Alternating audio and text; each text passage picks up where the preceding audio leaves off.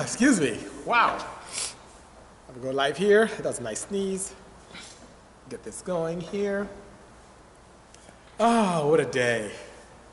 What a day. Good afternoon, everyone. Bisi here on another exciting Tech Tuesday. Thank you so much for joining me. This is the 71st episode. Kevin, can you believe 71 of them? I've done 71 non-stop Tech Tuesdays. So what are we going to do for 100? I don't know. Something special. Maybe go to Magic Mountain or something. I don't know. Good afternoon, R35. Good seeing you. Good to see you as well, everyone. Thank you so much for joining me. Hello, Nobotoja. Greetings, everyone. Thank you so much for joining me on this Tech Tuesday where we talk everything about cars, life, you name it. Good afternoon, Ben Laja. Hi, Overdoom Tom. Hello, Krito. Good seeing you. Do I have a Subaru build, Jordan asks. No, I do not. No Subi stuff. Yeah, you saw my fastest car. We had a blast of a time filming that. Anders, all the way from Denmark. Hello, Sam. Gareth, thank you so much for being a great fan. I appreciate all the love. Thank you so much, Fish Hunt. I love doing the live streams. I was just talking to Kevin a moment ago, who's right here next to me. Greetings as well. About this being the 71st episode. It's pretty bananas. 71 episodes of a Tech Tuesday. How crazy is that, you know? Christopher, never built a Mark 1 V-Dub. No, I haven't even done any water-cooled V-Dubs, even though I find them quite appealing. Hello, ST or St. Jeans. Good seeing you. Thank you so much for joining me. And those of you on YouTube, thank you for joining us this afternoon as well. And for those listening on podcasting, I appreciate your audience. And today, I want to talk about something really crazy. Gareth from South Africa, thank you for joining us. Thank you so much.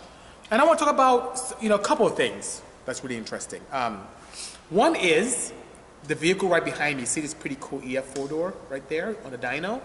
And I really want to talk to you guys about the big advantage of dynoing. Hello, RWB. Good seeing you as well. Metro Atlanta. Thank you so much for joining me this afternoon. And whether you have a street car, race car, weekend warrior, canyon rider, whatever the case may be, tuning is extremely important. As a matter of fact, you can get the best parts in the world, but a bad tune will make it absolute rubbish. So, what do I mean by that? It's good to find a reputable facility that can do a tune properly for partial and full throttle. And please, I beg you, stay away from the remote tuning stuff. That doesn't really help you. I understand it may sound cost effective in nature, but hello, Dr. Ahmed. Good seeing you, sir. It may sound great from a cost-effective perspective, but one, is very dangerous to mash up and down a street and take logs with a laptop. Secondly, you cannot optimize ignition timing or cam timing on the road. How do you know what's the best torque? How do you know what the best ignition timing is? Thanks so much, Psycho. You can't. Close to knock and getting an engine to knock and taking a couple of degrees from it, which is what I see a lot of remote tuner guys come in here with, it doesn't work well. Guess how many remote tunes I put on my dyno that was ideal? Guess how many of them were perfect? Zero. None of them. You just can't do it. How do you know if 32 degrees or 15 degrees or 20 degrees of ignition timing is ideal? How do you know if it's the same on cam timing? How do you know if it's a cam angle of 45 that's ideal at high RPMs or a cam angle of 4? You don't. A dyno gives you real-time data in a controlled environment that not only allows you to hear if there's something wrong, but allows the opportunity to be able to optimize your tune for both partial and full throttle, which is pretty true. So street tunes is not a good idea. I get it's popular and people on the forums talk about it, and it's great for the guys who are trying to street tune using a laptop in their home looking at logs, but that's not ideal. You cannot. Even with fuel ratios. On NA setups, some fuel ratios, NA, some cars love 12.8 fuel ratios. Others love as lean as 13.6. It depends. And how do you know that? By putting on the dyno and seeing what the car likes. That's it, Thank you. Big ups, Natty Rob from Jamaica as well. Thank you so much. Yes, I agree with you. I did good. I'm telling you, if you have a can flash, that's one thing. And EF Power is saying wide open throttle is all you need. I beg to differ. Partial throttle is extremely important. And one thing I love about the Dynapacks, and one of the reasons why my good friend Kevin is here, is to be able to optimize this partial throttle tuning. And we drive a majority of the time, whether we're off-road or on the road, in partial throttle capabilities. Even with drag racing, there's some transient power that happens when you're doing your launch, when you're doing your RPM fall back down into regions that are not quite ideal. When you're doing a burnout, you want to be able to do it safely. There's so many important things about that, So Z-Easy is asking, how do I feel about Cobb, their log certified and having them tune it? Well, here's the thing. If you have a factory setup, pretty basic factory setup, most companies like Cobb, Vivid, some of these large organizations have experience with what a car needs to see in high RPM. So they don't play around much with cam timing.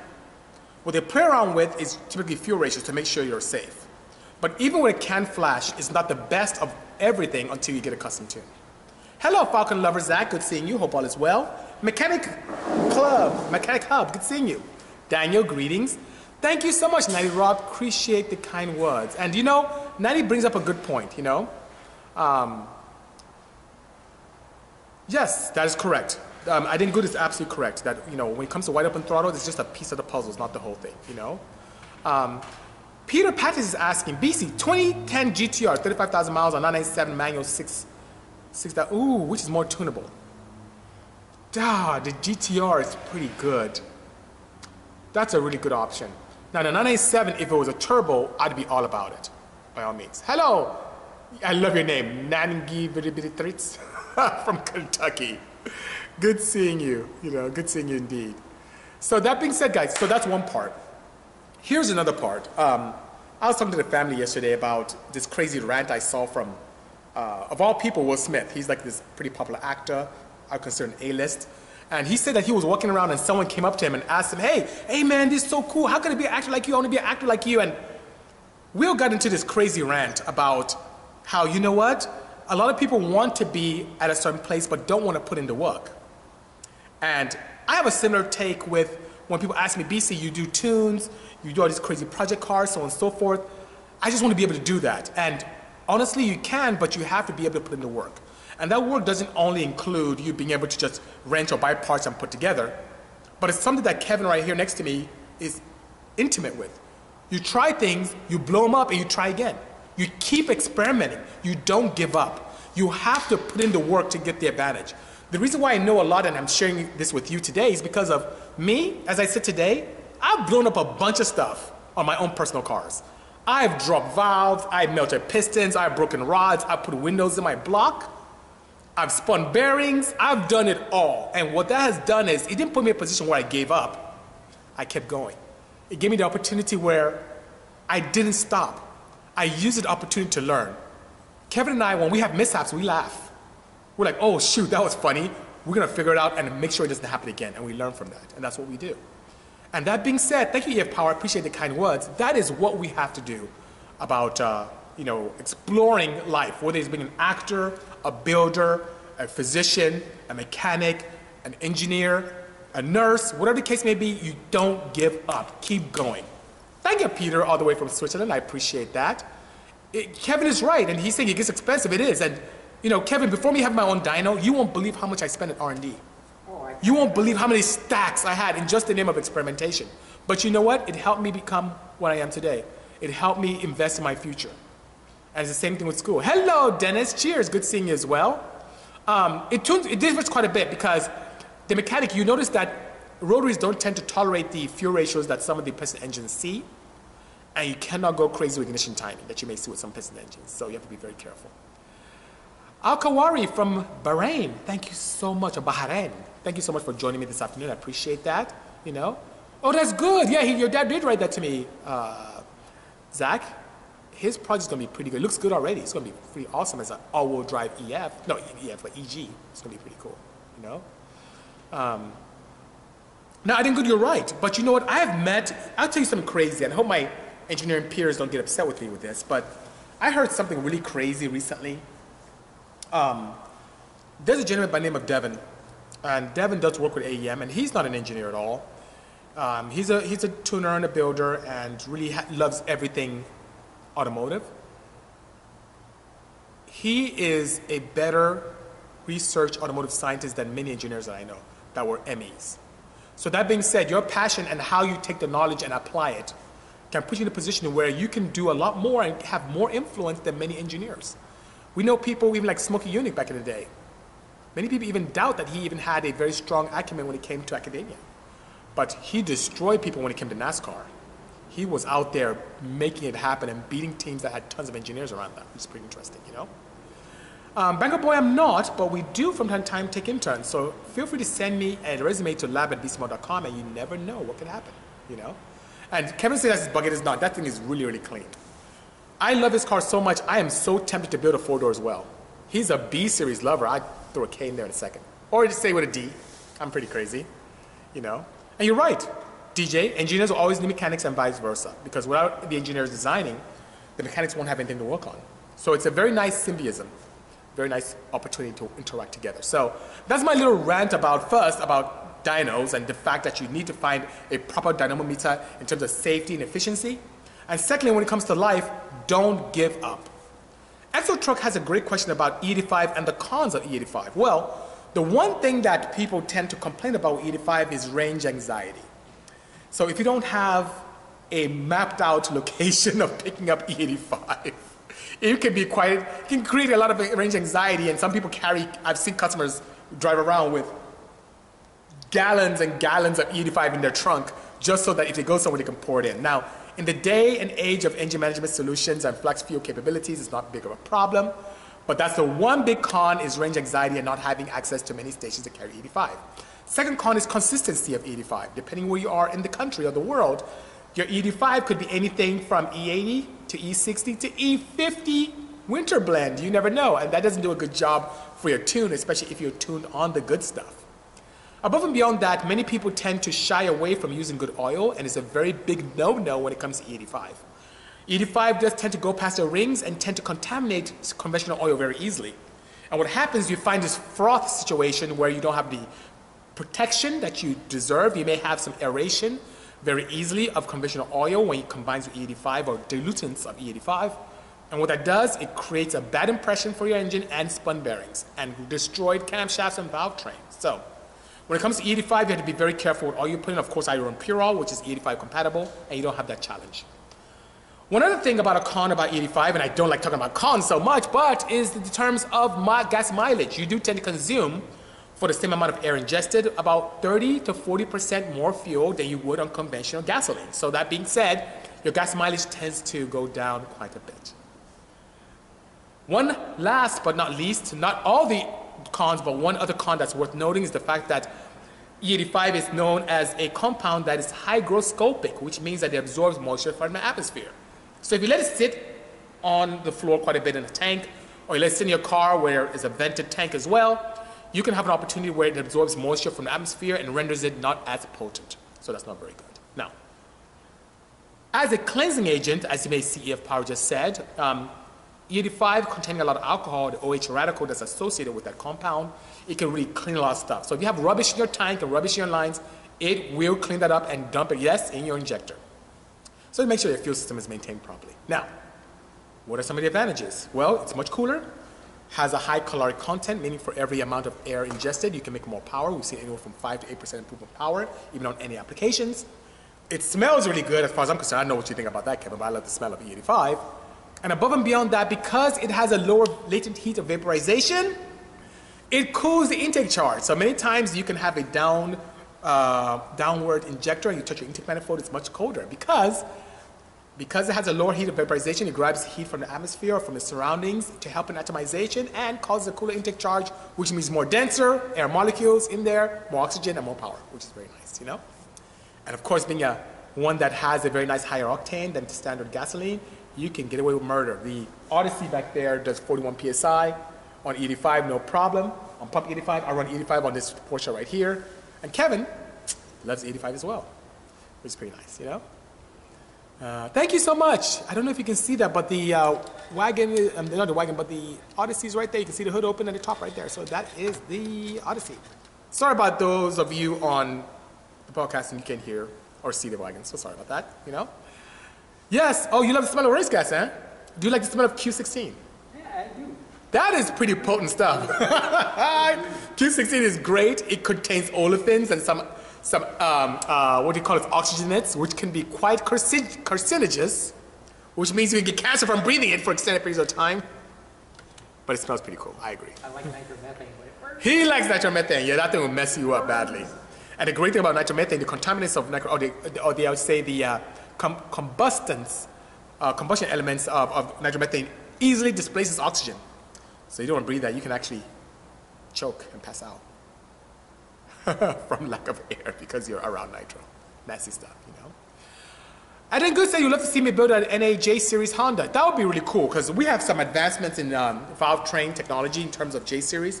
The one limitation of an NAJ is the fact you have to slide the camshaft in. So just like many V8s, your cam profile cannot be bigger than the journal. So that limits you. If I want a 600 lift J, camshaft is going to be really tough. It may require me to do some serious modifications to the head, including cutting off caps and being able to bolt them on or something crazy. It's going to be pretty interesting. Oh, he said, let's do it. Something else is that I've been really close to talking to the guys at corporate Honda. They don't want me touching those old engines anymore. Sad but true. Yeah, you know, 85 is cost effective per gallon. But the fact that you use a lot more, it gets pretty interesting very quickly. In just sheer economics, you know? Go B or K, J can't do much. Oh, well, EF power, I will beg to differ. K is good, but horsepower per liter, when you compare a B to a J, you can do some damage with a J, you know? Jim Kingiz Khan said he made 530 whip on pump at 92 and 660 on, there you go, on 85. That's awesome. That's very, very, very common. You can get away with a lot more boost and engine timing with 85. It's a wonderful feel. I love it very much, you know? Do you have any new V6 that you could play with apart from the NSX? Yes, they do. Honda does have a new J series, which is the Earth Dreams project and direct injection. But they made the casting so much thinner. So from a performance perspective, I can't push it too much without cracking it. But yeah, they do have new J series, which are direct injected, which is pretty nice, you know? AJ is asking, which he asked me so much, is Odyssey still drivable or has the smog exemption expired? No, not yet. Stop jinxing me. It hasn't. It's still drivable. That's the one in the Accord, right? Yes, you can see the J series in the Accord, and you can also see it in the Odyssey. And I think they have it in the Pilot as well. I'm not sure. I need to get myself more acclimated with the newer models of Hondas that are not performance oriented, you know?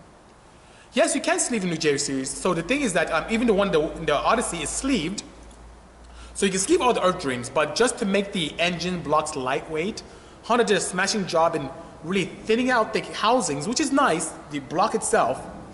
And what that does then is that when you get to a point where you put a lot of stress into it, the blocks tend to fracture right where the main studs end in the block. Secondly, one thing that I feel is a slight design disadvantage, even though it's cost effective for the manufacturer of the J series, the fact that it has 2 bolt mains. And what does a 2 bolt main mean? Well, that's what holds the crankshaft to the block. And since you have 2 bolts, you tend to see a lot of crank walk when you put a lot of stress. Literally, when you're putting a lot of power to your engine, you're pretty much trying to push that crankshaft into the ground. I don't know if you think about that, but if you think about combustion, and then the crankshaft coming back up, trying to push up elements of ingestion, and then you're igniting it, you're essentially trying to push that crankshaft into the ground. So you need some main caps to really hold that in place. And even using ARP studs, which does a great job in keeping stretch at bay and keeping things intact, that crank really pushes on those caps and they want to walk around on you. And that's not very good for bearings and that's not very good for power. So when you try and push it, you can have some challenges. If you look at performance engines, especially from Chevy and Ford, you see a lot of 6-bolt main applications there. And I'm very happy with my friends from Hyundai. Their Lambda V6 engines have 6-bolt main stock, which is pretty cool, you know? Oh, thank you so much, Void Teacher. I appreciate the kind words, by all means, you know? Yeah, Kevin is helping me get the wagon back on the road. We are doing some experimentation, which helps a lot of our partners, and we're trying to play around some things with the drivetrain, which is pretty exciting, you know? Thank you so much, Nathan. Appreciate that. Yes, type of knowledge. Lots of reading, lots of experimentation, lots of racing. So what do I think about the new 2JZ swaps in the new Mark V Supra? Fletch, it seems to be the thing to do, but I'll be honest with you. And guys, please don't kill me if you're against this. I don't think it's a good idea. I don't. Why? See, Kevin actually answered for you guys, asked me why. And I'll tell you why, Kevin. And friends and family. I am a huge advocate of being able to take engines that are current and figuring them out. Okay, so we can put an LSA in it? You can put an LSA in it, that's fine. No, Kevin's being silly.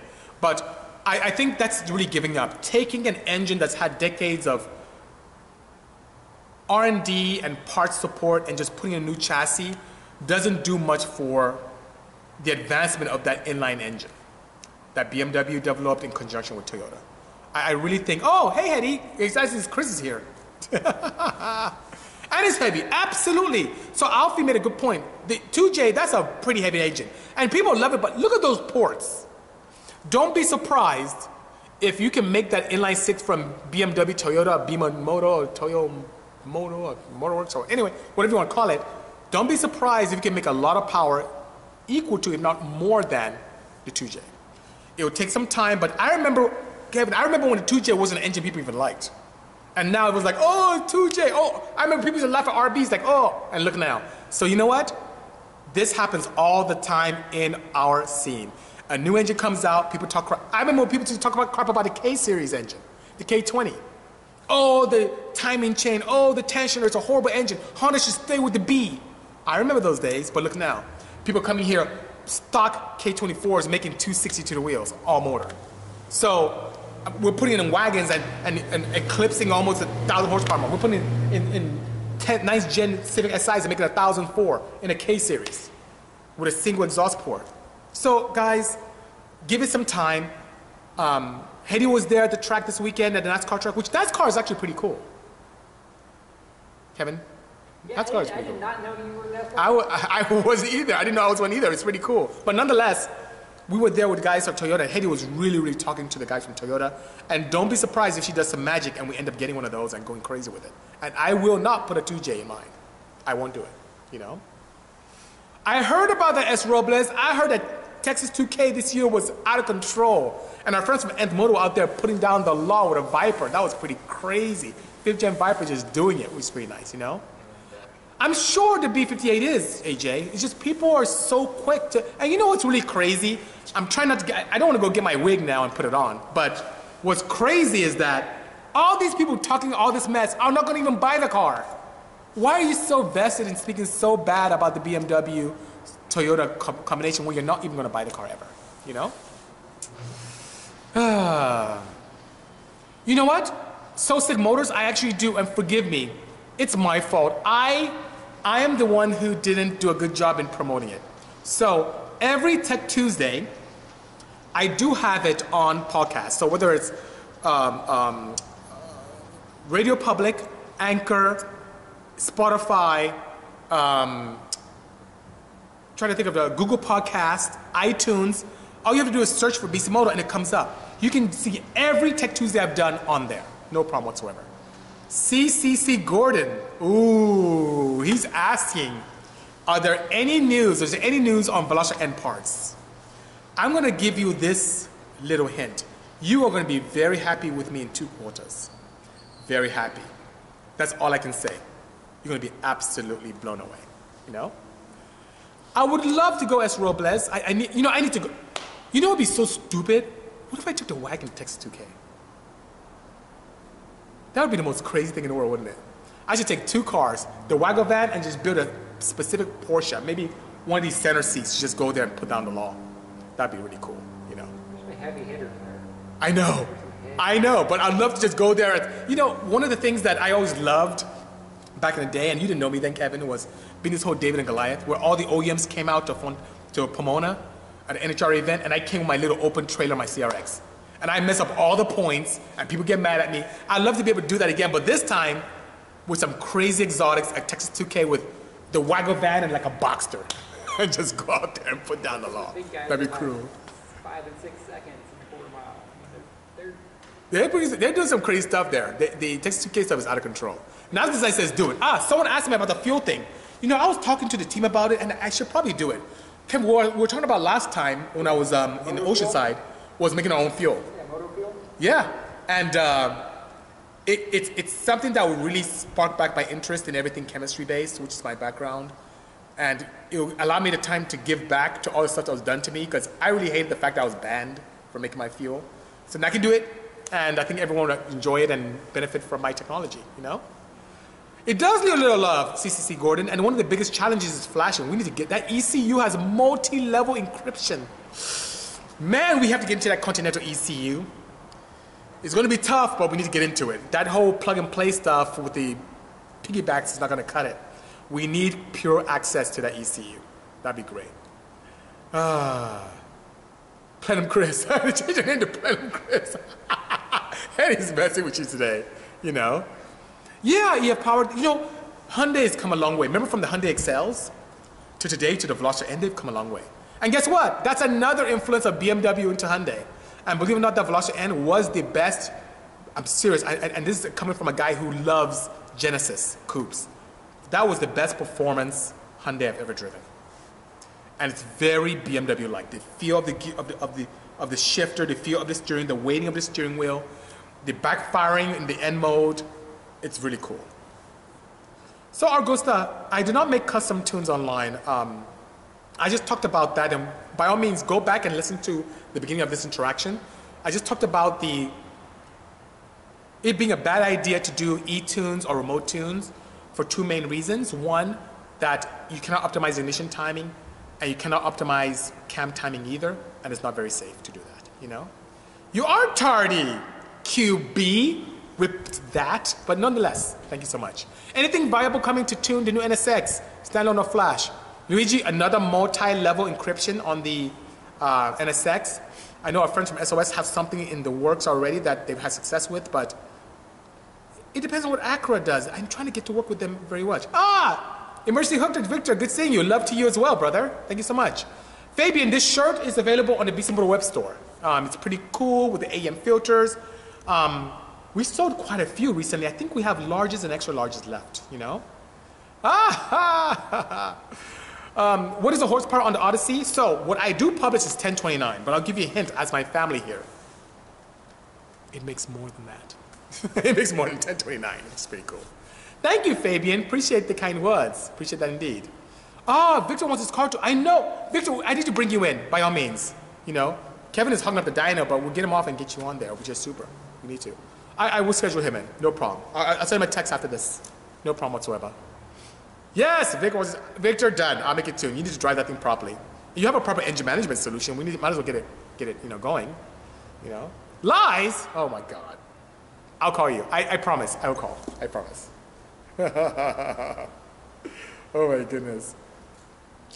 R18 build. Okay. R18s are cool, but the head. The R18 head leaves a lot to be desired. So that's a challenge, you know. Could you get an AM Infinity to work with the factory OBD or OBD2 system? Yes, I could, AJ, but it will require a CAN module, an OBD2 conversion module, which could be an expensive venture. So OBD looks at all the parameters that are ideal from readiness codes and so on and so forth. You can mimic that with a module and have the ECU supply that data and have it converted so the OBD can read it properly. You can, but most people won't pay for that. So I don't think that's a good opportunity for a business model, but nonetheless, you know,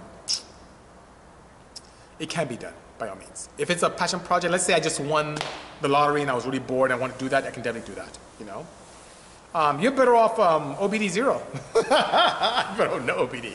You're better off off-road or pre-75 in California, which is pretty interesting, you know? Guys, I appreciate that. Thank you so much for the kind words. Thank you so much.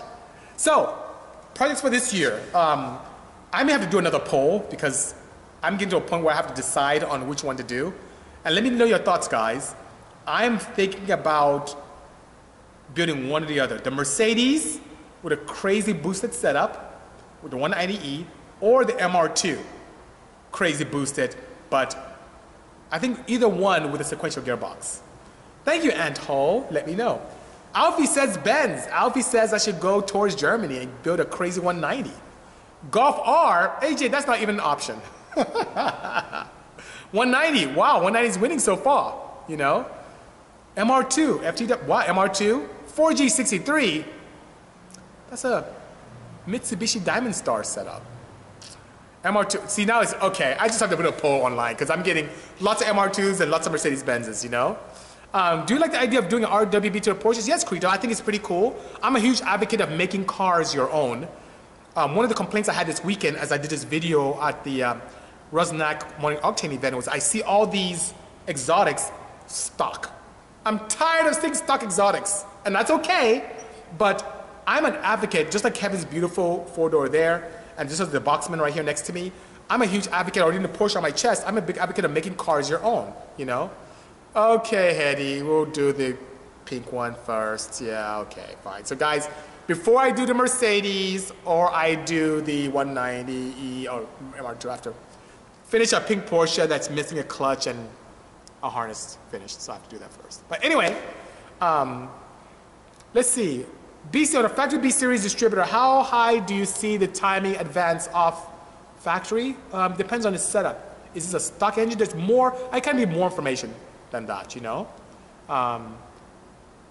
Let's see. All-wheel drive, CRV trans, 1200 horsepower, MR2 sequential word first. CRV trans in a all-wheel, how could, AJ, very cool project, but I'm looking at the chassis right now.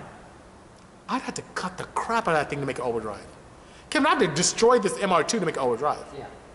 That's gonna be tough, you know? What do you got guys over at Cheapy doing some crazy stuff with the exhaust? I think it's great. I like what Alex is doing, indeed. Very much so, you know? Engineering the MR2 more interesting than Mercedes unless you do something fancy as F. Yes, by all means, I can tell you one thing, guys. Whether it is the MR2 or the Benz, it's gonna be bananas. Put it this way, I run the risk, and yes, a risk, of making one of those two cars being the craziest thing I've ever built. That's how crazy it is, you know? Cozy's saying I should do it, tough is good. Oh, trust me, Cozy, tough is like my middle name. BC Tough as a real one. I always tend to choose the hardest things to do, like a 500 horsepower ZRZ and a 1,000 horsepower Odyssey in 7 weeks, and center seat Porsches, and all-wheel drive wagon vans that didn't come all-wheel drive, and all kind of crazy stuff. So I'm not really shy. I don't really shy away from challenging projects, you know. MR2 road racing at Texas 2K. That would be pretty cool. It's light enough, but I'll give you guys a hint. If I'm going to do the MR2, I may go the other way and do something a little rally. I haven't built a rally car before, so I may do a rally thing to it, which would be pretty cool, you know. It definitely needs to be all-wheel drive. It needs to be all-wheel drive and go rally. So rear engine rear-wheel drive is not enough. Is my dually stock? Nope. My dually is not stock at all. I have some suspension modifications, internal modifications, and a lot of mods inside the cabin as well. Hard is good, says Sam. That's my man. Sam is crazy enough to join me on my crazy excursions. Very talented fabricator, and he's the one who makes things happen here. And yeah, he knows. All-nighters and lots of craziness, which is pretty amazing, you know? K-swap the F four-wheel drive MR2. Ooh, Iman, that sounds good. Iman thinks I should K-swap it. So K-swap boosted sequential. That sounds really yummy. They're doing one already? What year generation? Oh, newer MR2. I'm a fan of the AW11. I like the old school stuff, you know? Are they doing sequential as well? Yes. Jeez. They already have it. Wow. Kevin's give me some education here. From Quave. From Quave? Quave. Wow. I'm creating some good opportunities here, which is pretty cool. Maybe I should schedule dyno time with Sam, your fabricator. Maybe he'll, oh, Jesus Christ, stop it, Victor.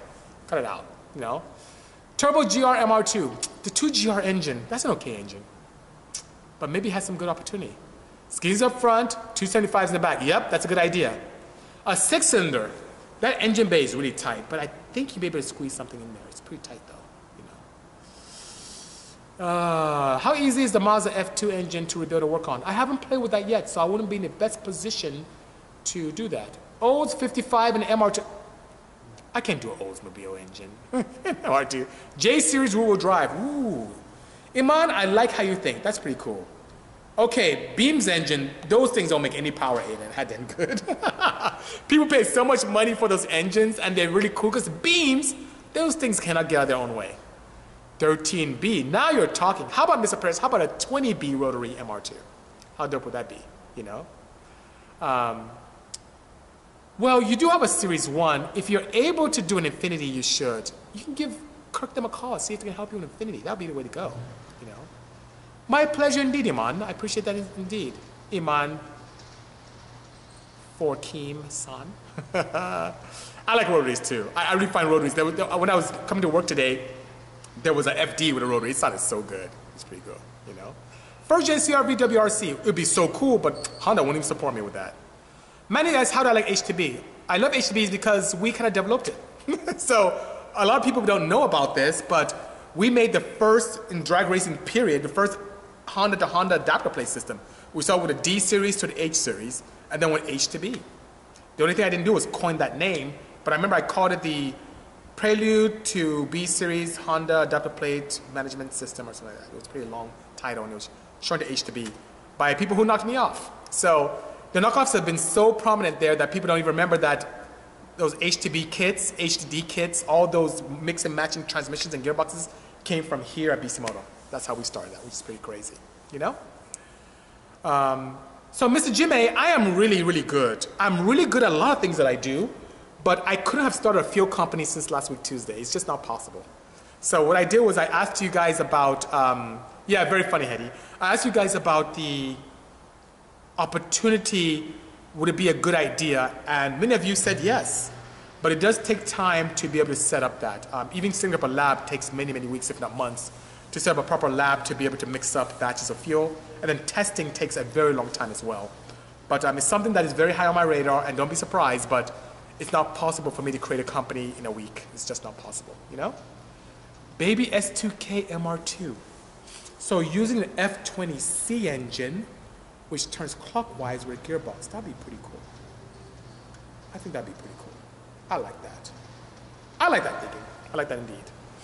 What about an S85 and MR2 twin turbo? Ooh, S85 engines, there's some other opportunities there that may make more power. But it looks like a lot of people are moving me towards the MR2. I think the Benz are really cool. I've never built a Mercedes.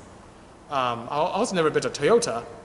I wish I had the time and resources to build both to the level that I find appealing. But it's either I build one very well or I build two so-so, which is pretty interesting, you know? Single F20 bottom, H22 head turbo. So if you're talking about F20B bottom end, the heads are pretty much the same. I don't think that'll be very exciting. Inline 5 turbo MR2. So do I like all these S2000s swapping to a J? I think it's cool. Especially since J series are pretty cost effective. You get those for a dime a dozen at the local wrecking yard. So I assume that's probably the appeal, is that it's very cost effective, you know? Seneca GTS engine swap. That's a good idea. That fits very nicely. How about a 914? Well, I have a couple 914s here. I have one that runs a 76 2.0, which now that'd be a cool project to put a J series in. And I have a roller here, which I'm looking at right now. It's a 75 roller, so it's pretty small in California, clean title. I think I'm just get rid of that. I need to put that out and just sell it. I'm not going to really build that 914. But the complete one I built. So if any of you want a 914 roller as a project car, I have one right here. Make me a proper offer, clean title, and I'll be more than happy to have you pick it up for your stable. Let me know. Could I do a manual conversion? I want to do AMGs such as E63. Yes, you can. But to have all the dash and can stuff work properly, it's going to be a bit of a challenge. So when you have a project like that, if you want to do it in a very clean manner, you may end up making it more motorsport, meaning a full standalone system, a custom dashboard, and a manual gearbox. But to make everything work, it'll be an experiment that can be extremely, extremely expensive. Can be done using some of the engine management solutions where you can create your own CAN protocol, but it can be very, very expensive, you know? A cost-effective way would be to do a full standalone manual gearbox and your own cluster, and incorporate that in the chassis PDM, or power distribution module, you know? I will squeeze you in, Victor. Whether it's early morning or late night, we'll squeeze you in. It's pretty crazy, but I'll be more than happy to, you know? Right now, factory, I would say as Robles until my friends from Pure come out with something new. I think they're playing with some blends now, so they probably should have a gearbox oil for you in about 3 to 4 months. But right now, factory would be ideal, you know? Yep, factory for now. Kevin is absolutely correct. That's why I'll put in there until Pure comes up with some cool stuff, which I know they're playing with some crazy blends. Turbo Jesus is laughing. That's so funny. That's so funny. Thank you so much, guys. Yeah, everyone's giving me the same advice. S. Robles, that's the way to go. AJ, good afternoon, sir. How are you? Good to see you. Greetings from New York City. Good seeing you, Rod. Hope you're traveling well and that things are going well for you out there. I don't know how the climate is back east, but hopefully it's very good. And guys, for those of you who don't know, Rod, very good friend of mine, you guys kept asking about that red 935 Porsche I put on, like I think last week, and I talked about this hashtag, we have the meats. That's his car. It's absolutely fantastic. Right GY says, do I have any thoughts on the new Supra? One thought to start off with, it looks better in person than on photos. That's one. Secondly, unlike many builders or enthusiasts, I'm excited about the combination between BMW and Toyota. I have seen and been part and privy to partnerships between companies. I've seen recently a Veloster N from Hyundai where the engineer Bierman, who's the head of the design division of engineering for BMW, came over to Hyundai, and I've seen what he created with Hyundai, and it's great. I've seen the advantages with Porsche and Toyota doing something together in their AC division to make some very good gearboxes, and that's worked very well for the 996, 997 Porsches. A lot of Porsche guys don't know that.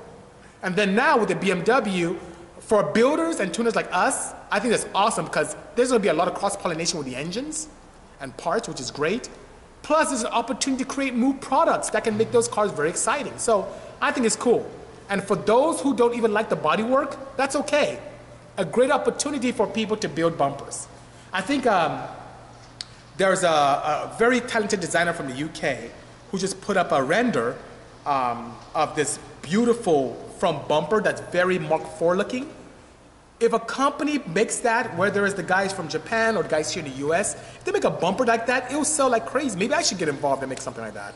But it looks really cool, and that's an opportunity. I don't look at it as a bad thing. So I think it's cool. I think people should get really excited and do some cool things about that, you know?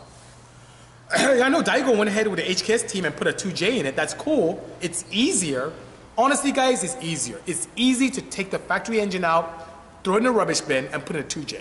Because you have pistons, rods, engine management systems, headwork, valve train, camshafts, gearboxes, clutches, turbo systems, manifolds. You have everything to close your eyes and make four-digit power out of 2J. Eyes closed. You know what's not easy? Using the BMW Legacy Inline 6 and creating power like that. It takes time. Hello, Kiernis Paul. Good seeing you. Thank you so much. Wow, it's like Hedy and H are having a full conversation here. That was pretty cool. You want to see me build an E30 build? That'd be cool. You know what really helped me with that is if I develop a relationship with BMW. That makes things much, much easier, you know? How critical is it? Well, Mr. Jimé, it depends on where the center lines are. So, on a turbo application, you're force inducing. So, if your center lines are within reason, it's not super critical. But if you have a custom camshaft that's something that you have no idea what's going on with it, it only takes you about 30 minutes to degree a camshaft, and maybe an hour. It's better to do it, especially if your building engine is on the stand. It makes it much easier, you know? Oh my God, I forgot this. Anyway, I would love to build a Subaru too. I have a soft spot for Subis. Believe it or not, of all the guys, you know, I sell a lot of Purell here, the guys who I support, and they support me as well. And I sell a lot to Subi guys. The Subi guys are pretty hardcore. I sell a lot of that to them. They're very nice, you know? Johnny's asking what a dream build or car would be for me. At this point in time, I'd love to get my hands on the new Porsche Taycan, formerly known as the Mission E, full electric performance car from Porsche, and being able to have access to the inverters to build it and go crazy. I feel it can put me on the cusp of the new advent of supercar tuning, which is everything electrified. So I'd love to be able to do that. Maybe form a new division called Coulomb or something. Coulomb, which is like a unit of energy. I wouldn't mind doing that. So Jesus gave me some hard time here. He's saying when I'm going to man up and do something that's 200 PSI like a diesel. I probably won't do that. I think I'm going to start focusing more towards electric vehicles more than going towards diesel. Even though diesels are cool, I find them appealing. I have a diesel truck myself I used to tow, and it's awesome. I understand the advantages of it, but I really think that, Colombo, yes, Eddie. But I really think that going more EV is the future and something I like to play around with quite a bit, you know? Yes, JP, I can make your Prius very fast. I can put an LS in it. No, I'm kidding. I can do a lot of things to make it fast, you know? I know, I saw that. Is it the green one, like army-looking one? I saw that SEMA. It was pretty cool. What are my thoughts about the NSX before I had a chance to track it, and what are my thoughts after? Great question, Submasters. Before I saw the third gen, I can call that a third gen NSX, or the most recent NSX. Prior to that, I listened to people. I listened to my customers. A lot of my customers who have NA1s and NA2s, who come here to tune, who are fellow enthusiasts, who come to the meets, who some of them had exposure to it at the testing grounds of Honda Acura, proving grounds up north. Everyone was really bashing it, and their bashing actually affected me negatively. So bashing the NSX, saying that it's not what it used to be, they should have kept the old body, it really sucks, oh my goodness, it's horrible, it's an atrocity, it's killing the memory of Soichiro Honda, it's all the things I heard, I believed. So I really had very low expectations of the car when Acura was kind enough to allow me to play with it for a while. And then when I got it and drove it, I was really impressed. It offers the technology. Here's why I see it's very similar to the NA1 and NA2. When the NA1 first came out in the late 90s, or early 90s I should say, it was ahead of its time. For the technology of the time, it was way ahead of its time. Ferrari couldn't even mess with it. It was genuinely Ferrari killer, had classic looks, which is absolutely fantastic. So let's fast forward to today. What are some of the parallels? If you look at the NSX and the technology it offers with the integrated motor assist and the two electric motors, and in other words, a supercar with a hybrid setup, that's the technology you tend to see in the P1, technology you tend to see in the Enzo, technologies you see in the 918 Spider from Porsche. These are cars that are in the 7-figure range. But the NSX offers you that at a fraction of the cost. And the launch control in that thing is amazing. The different modes, the quiet mode where I pull up and it sounds like a Prius, is quiet. You can really learn. It's a perfect drive-by car. But then, when you're in the Sport Plus mode or race mode, it is fantastic. It activates the senses. You have the advantages of that immediate response. There's no lag in this turbo setup. Zero lag. Zero. The electric motors do a great job of giving you instant torque that was controlled very nicely by the power distribution modules off the line, and then it seamlessly integrates into the petrol engine and the larger turbos, which is fantastic. So it's really, really good, you know? So that being said, it's absolutely fantastic. Oh, did I miss something? What's going on with Hetty? What happened there? Someone asked you a question and she answered it, and I think they wanted you to answer it. Hetty, don't let them get to you.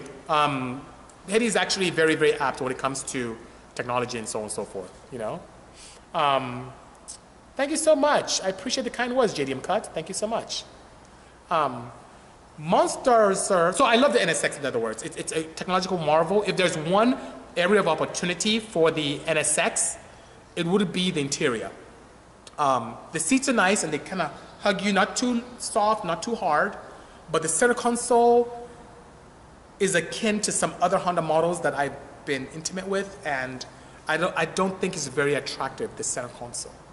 But apart from that, the car is fantastic. Stops beautifully, offers a lot of technology, and is a perfect, wonderful platform to be able to allow for improvement or customization, or to make your own in terms of just modifying it. And I'm really this close to picking one up. I really want to get one. So we'll see, you know? Yeah, of course, Nathan, you're absolutely correct. You're absolutely correct, by all means, you know?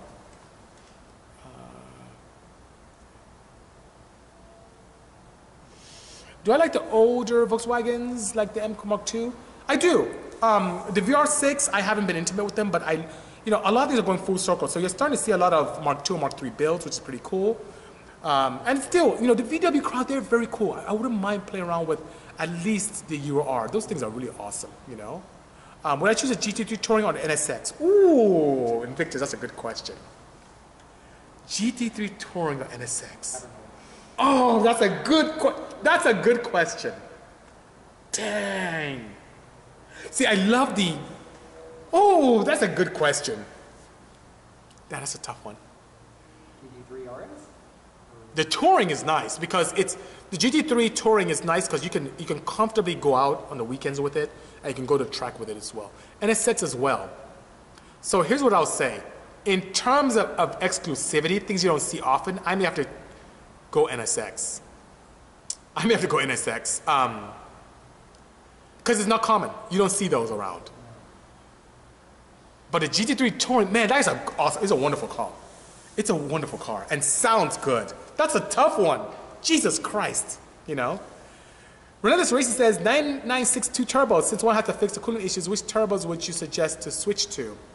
Well, the cooling is not such a challenge. It's just that one pipe that is, use adhesive to fix the engine, and we see more of those problems with 996.1s.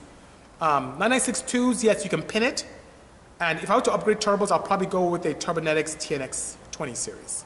That's a very nice one, you know, which is pretty nice, you know.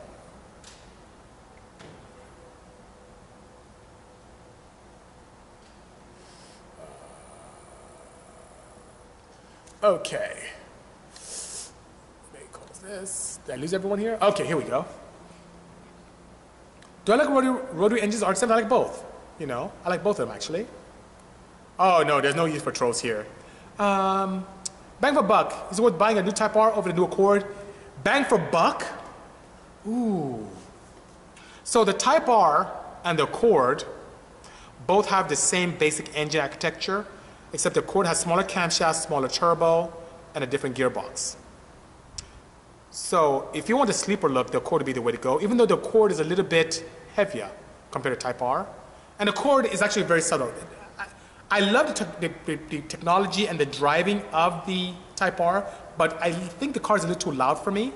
So that being said, why don't you get, you know what would be ideal for me? An SI coupe with a Type R setup. That'd be awesome, which is pretty nice, you know? Parallel turbo systems for 3.5 to 9.6, your recommendations? That'd be pretty cool. I would like that. That's a very good project. That'd be very nice at all, dude. Do you know if Acura will use Long Beach? Oh, I missed you. Will use Long Beach as a stage? Will you be at Long Beach? I don't know if they will. I can find out. But yes, Hetty just spoke to Reggie today, and it looks like we're going to be there by all means, you know? Oh, Flex, good seeing you. How are you, sir? Good afternoon. Thank you for joining us this afternoon. I have not had any experiences with their turbo kit, PGB. I have not at all. Favorite car that I ever have or ever had? I have quite a few. So before I let you go, because the time is getting pretty crazy, the favorite car I have in terms of driving would be this center seat right here. This thing is way balanced. It's absolutely fantastic for those of you. You see that right there? Sam was really instrumental to the success of that build, and it's absolutely like a go-kart on steroids. In terms of pure recognizability, it'd be a kind of a tie between the Waggle van that's right here behind me and the Odyssey. So you have the Odyssey right there, which you can see the top of it, and the wagon. Let me try to flip this around, and that's the wagon right there on the left. And so it's kind of a tie between those two when it comes to a recognizable vehicle. Then when it comes to sheer frightening, it would be the Porsche. Which, by the way, guys, I'm giving you guys a hint. This coming Friday, I will be at the Hoonigan in Long Beach headquarters, and we're going to have the opportunity to do a build biology on the blue Porsche. For those of you who haven't had opportunity to know what makes this car tick, you will very, very soon, which is pretty nice. The first car I ever drove, you might be asking, was an old school Peugeot 504 back in Nigeria where I'm from, which is pretty nice, you know? So that's pretty nice. So, Beals, I think it's time for you to leave us here, and it's time for you to go. Okay, so that being said, have you seen a Honda TV show? Yes, you have. Absolutely. Absolutely indeed. You know? First ever car I drove, talked about that. Hey, don't give him any mind. He's being very silly. But guys, look, my time is almost up here. So that being said, oh, thank you so much. Thank you so much, guys. Appreciate that. Anyone done a Type R swap today? Yes, there's someone right now who's doing an EM swap with a Type R. So that's pretty nice, you know. But guys, thank you so much for joining me this afternoon. I really appreciate that. Johnny, I'm so sorry, but I do have to depart. But if you have any questions or comments, please by all means feel free to write, because your feedback is very important to me. And just as a reminder, our friends from Puro are still doing their, I think they're still doing their sponsorship opportunities. I think it ends this Friday. So if you haven't written to the guys at Puro, I think at sales@purousa.com, please do. They're still accepting all those applications, okay? So have a good day, afternoon, everyone. Thank you for joining me this afternoon. Take care, and cheers. Bye-bye. Ooh, that's good.